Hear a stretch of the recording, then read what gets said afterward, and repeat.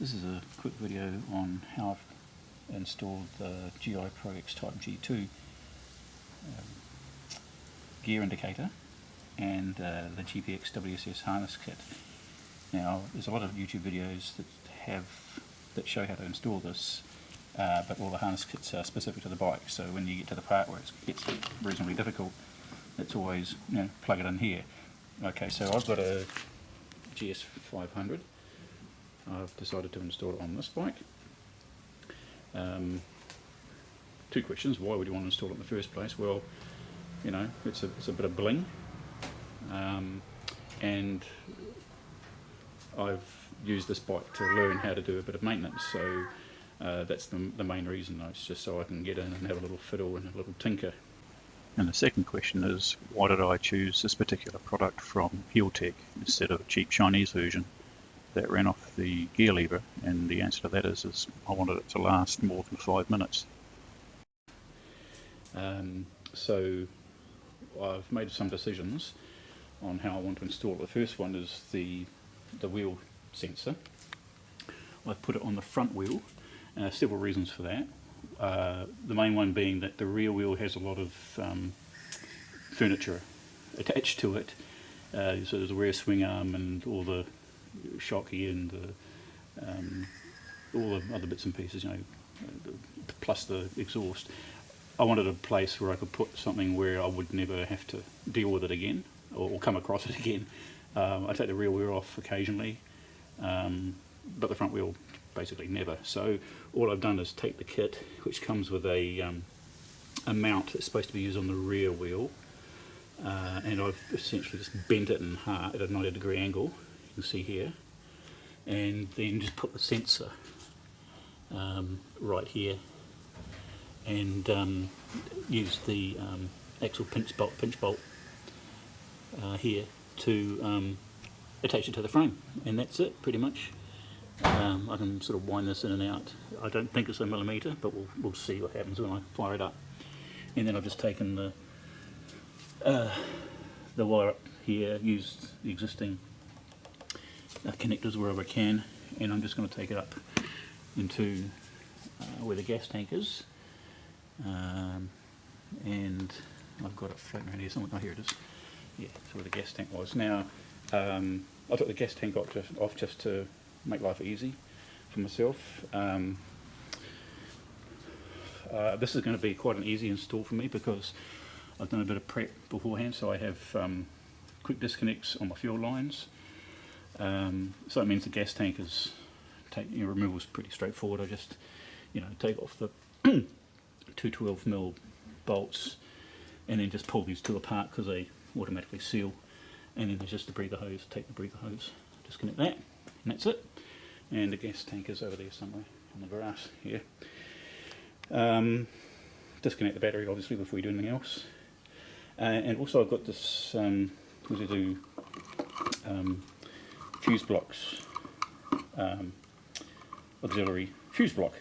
There are other ones you can do, obviously Healtech, as well as this gear indicator. They also do a Thunderbox, which I put on my other bike, but this particular one has very specific things I wanted with it. So it can individually have each accessory either always on, or connected to the battery via a switch relay, or it can have it via a switch 12-volt connection. And if you take these two screws off, I won't do it now, but you take these two screws off, each individual one, depending where you put the wire, can be either always on or switched, and each individual circuit has its own fuse. And this comes with several types of fuse. I think I've got two accessories. One is some Healtech GIPro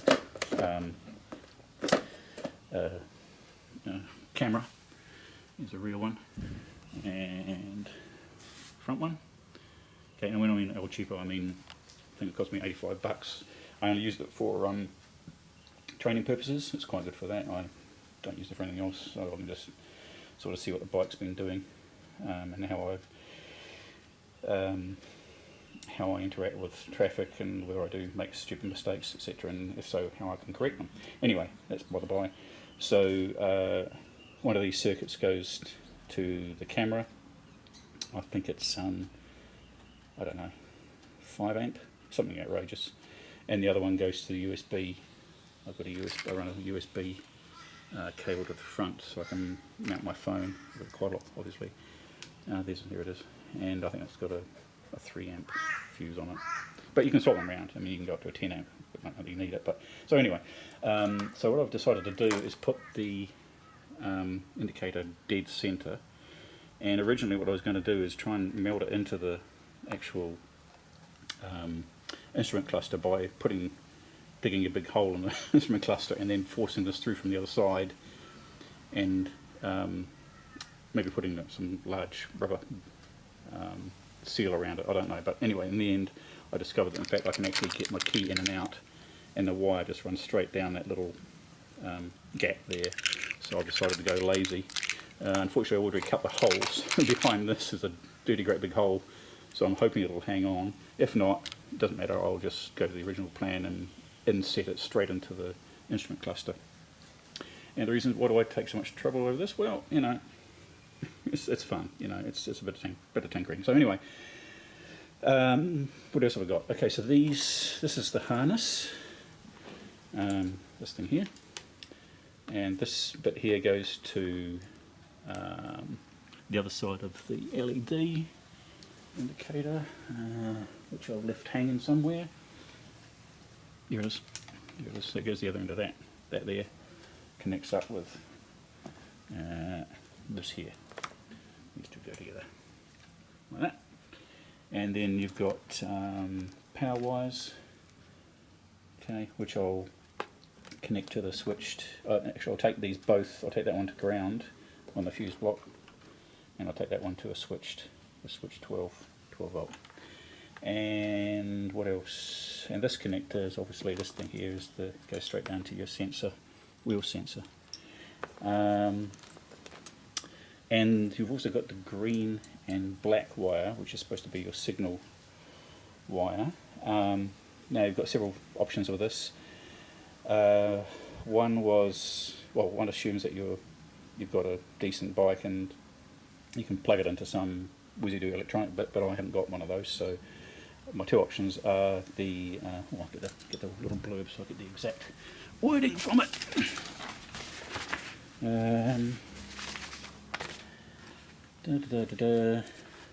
Crankshaft sensor, which is down there, which I don't really want to do anything about.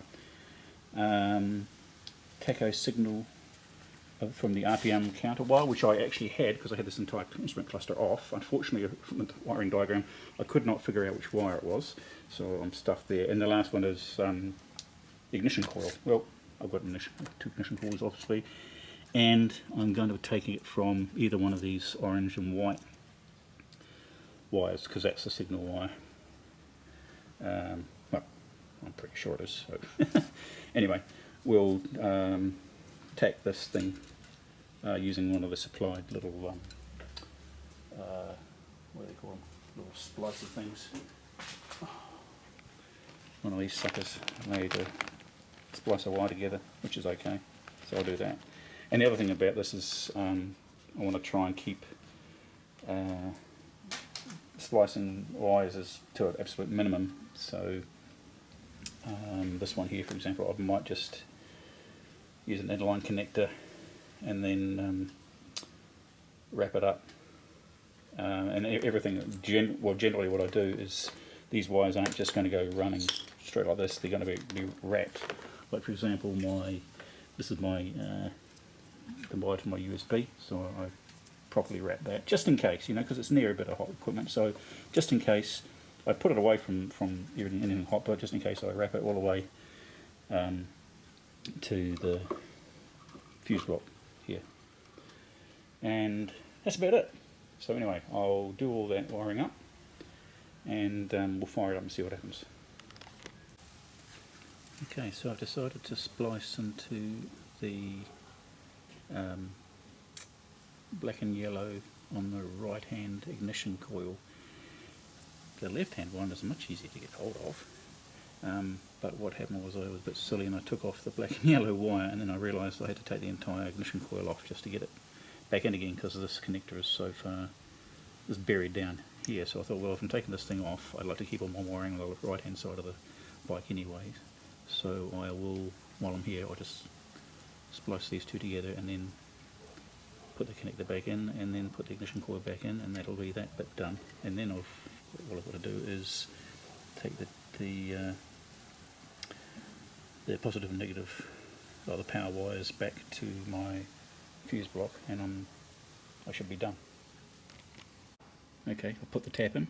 It's on the black and yellow wire, and I just hope it's correct. Okay, so I've also used the crimps to lengthen these wires, or to take them to the fuse block. Now, I know you're not supposed to use them this way, but I didn't have any other connectors that would allow me to splice relatively well, different gauge wires. As you can see, this is the only gauge wire I've got, so it's quite large, and what came in the kit's quite small. So yeah, anyway, I'm just going to wrap that all up, make it nice and neat, keep it away from the engine. Okay, here's the final cable run. It's this one here. It's quite fat there, but never mind. Runs all the way to here and then up to the fuse box. Now you can see what I've got here already. So I've got the 3 amp on the USB charger, and that's constant, 12 volts, and I've got a 5 and a 10, which I switched into 5s for the camera, and I put a 10 amp because it's the only one I've got for the new LED. Okay, bike's back together, and about to take it for a test run and configure this gear indicator. Okay, quiet time. Just to quickly recap what I've done, I've taken the wheel sensor components, taken the bracket, and I've turned it into a 90-degree angle just by using a G-clamp and a pair of vice grips, and then I've mounted the sensor and put about a mil gap there. I just haven't measured it or anything, I've just looked at it and it looks about right. If it works, it works. If it doesn't, I'll adjust it. That's the first thing. Second thing is I put the actual indicator in the middle of an instrument cluster, and all I did was I took off the nuts on the other side of these 2 bolts. So these 2 bolts have nuts on the underside of the instrument cluster, just behind this wire, just there, and on the other side as well. Do that, the whole instrument cluster comes off, and then you just simply mount this thing here, mount the indicator, and then run the wire between the bottom of the instrument cluster and the barrel of the ignition. And finally, the signal wire I took to the ignition coil, because that was the easiest thing. I mean, everything's under the tank now, it's all in one place, so I just took it to the ignition coil. Now, because I thought it would be easier to use the right hand ignition coil, I actually ran it to the black and yellow wire, tapped it to that one, but don't do that. Run it to the run it to the white one on the left hand ignition coil, because it's a darn sight easier to get to.